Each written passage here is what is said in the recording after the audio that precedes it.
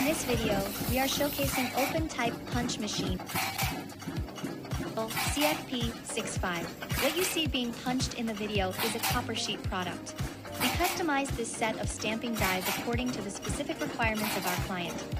This product is mainly used in heat dissipation components for flat copper tubes. If you also have special requirements for sheet shapes, please feel free to send them to us. We will design and manufacture the corresponding dies based on your product drawings. For more detailed introductions to our equipment, please follow our channel.